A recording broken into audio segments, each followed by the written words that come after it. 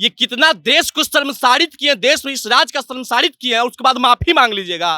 भाई माफी वाला कानून सिर्फ माफी के लिए क्या? अगर इस जो बात माननीय मुख्यमंत्री जी के द्वारा सदन में बोला गया, आप एक समय के लिए सोच लीजिए, यह बात अगर किसी आम जनता के द्वारा अगर बोला होता तो क्या वो माफी मांगने के बाद उसको जेल से बाहर किया जाता? और मुख्यमंत्री जी का मानसिक संतुलन बिगड़ गया है, मानसिक तनाव में जी रहे हैं। ये एक दो घटना है, अरे एक दो घटना है। एक गलती करता उसको नादान कहते हैं, दूसरा गलती करता उसको शैतान कहते हैं, और गलती पे गलती करता उसको नीतीश कुमार कहते हैं। एजुकेशन देने लगे। मैं उनके द्वारा जो बोला गया वाणी था, मैं आप सबके समक्ष नहीं रख सकता हूं। हमें बोलने में शर्म आ रहा है, मैं पुरुष हूं फिर भी बोलने में शर्म आ रहा है। उन्होंने महिलाओं के भरी सदन में इस प्रकार की बातें रखे, कितना शर्मिंदगी की बात है। और बयान देने के बाद आकर कहें कि मैं वाणी को वापस ले लेता हूं, मैं अपने आप को निंदा कर रहा हूं। क्या है भाई, आप किस घमंड में चूर थे? एक दिन पहले आपको क्यों नहीं पता चला कि हमको क्या बोलना चाहिए, क्या बोलते हुए जा रहे हैं?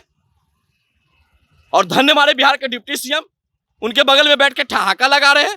जिस महिलाओं के प्रति इतना गंदा सोच रखने वाले मुख्यमंत्री, इतना गंदा सोच रखने के बाद कहते कि मैं इस्तीफा दे, मैं माफी मांग लेता हूं।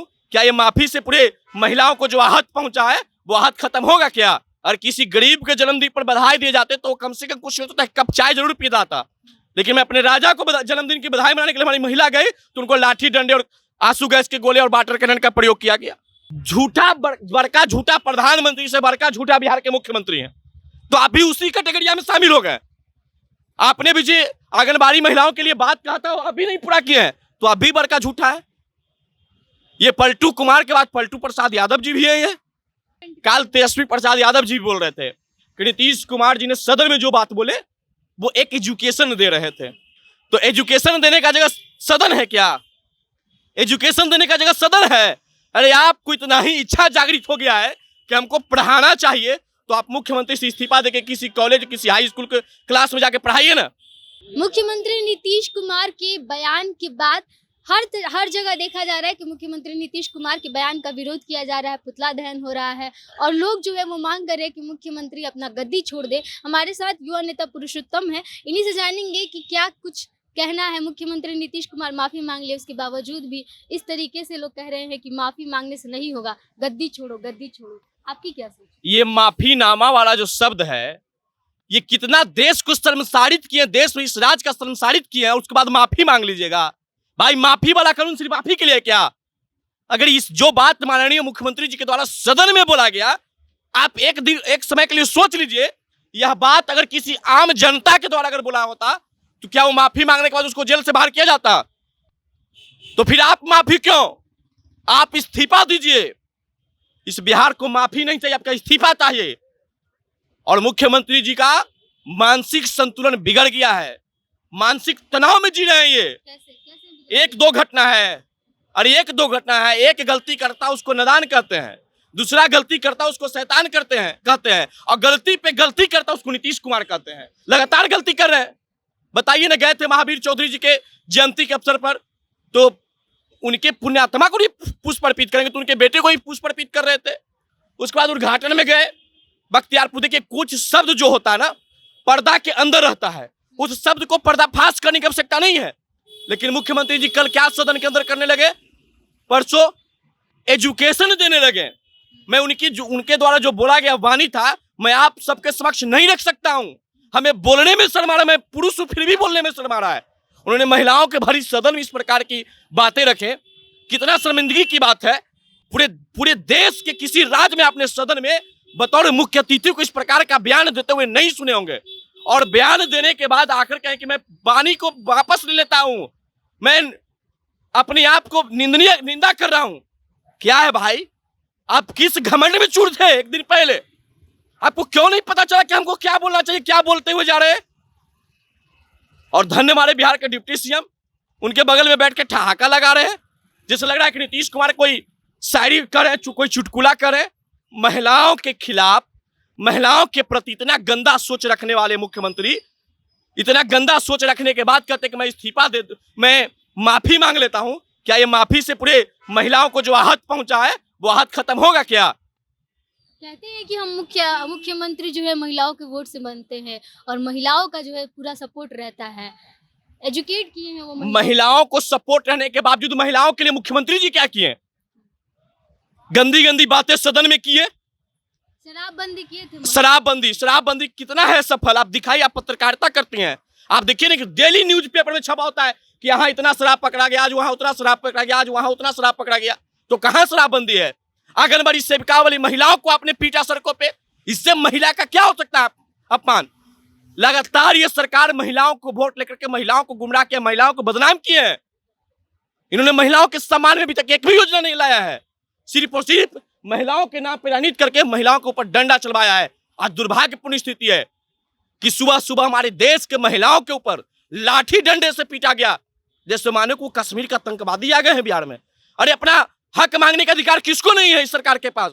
लेकिन ये सरकार ने अपनी व्यवस्था को लाठी डंडे के दम पे चला रहे हैं, केस फौजदारी के दम पे चला रहे हैं। तो चला लीजिए, हमारे जैसा बेटा सड़क पे आंदोलन करेगा और आपको नस्ताभूत करने का काम करेगा। ये घमंड वाला राज नहीं चलने देंगे अब। अच्छा, आंगनबाड़ी महिलाओं का जिक्र किया आपने। आंगनबाड़ी की जो महिलाएं सेविका और सहायिकाएं हैं, दोनों संघ का जो है लोग पहुंचे हुए थे तेजस्वी यादव को जन्मदिन का बधाई देने के लिए, और लाठी चार्ज, वाटर कैनन, आंसू गैस। तो यही ना होता है, और किसी गरीब के जन्मदिन पर बधाई दिए जाते तो कम से कम कुछ होता है, कप चाय जरूर पीता था। लेकिन मैं अपने राजा को जन्मदिन की बधाई मनाने के लिए हमारी महिला गई तो उनको लाठी डंडे और आंसू गैस के गोले और वाटर कैनन का प्रयोग किया गया। तो ये लोकतंत्र है या राजतंत्र को इस बिहार को अग्रसर किया जा रहा है?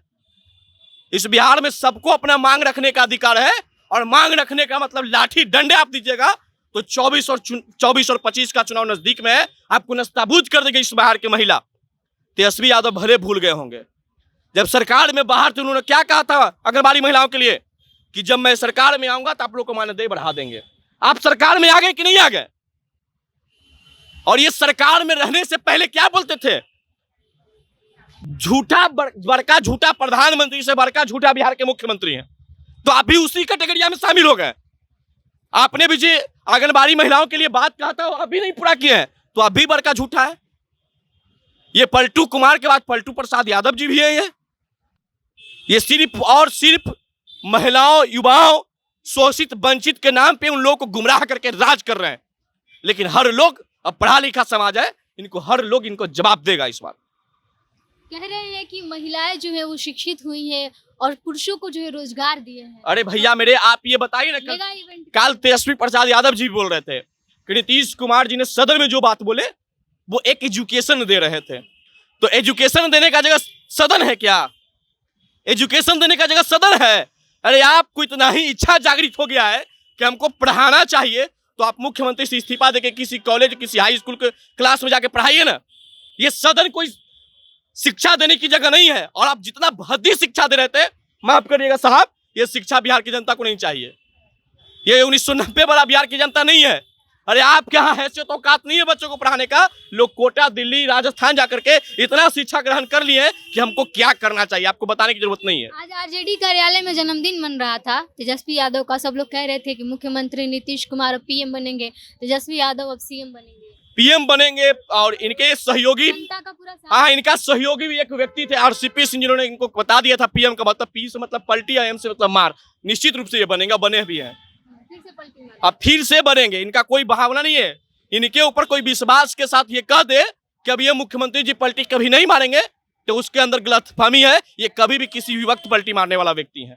चलिए, तो पीएम नहीं पलटी मार बनेंगे नीतीश कुमार, क्योंकि नीतीश कुमार की जो है प्रवृत्ति यही है। उनके करीबी नेता भी कहते हैं कि नीतीश कुमार पीएम का मतलब प्रधानमंत्री और प्राइम मिनिस्टर नहीं बल्कि पलटी मार नेता बनेंगे। और साफ तौर पे पुरुषोत्तम जी का ये कहना रहा। इस पर अब आपकी क्या प्रतिक्रिया में कमेंट बॉक्स में लिख के बताइएगा। तब तक के लिए बने रहिए हमारे साथ, देखते रहिए। मैं आपके साथ प्रिया, बहुत बहुत धन्यवाद।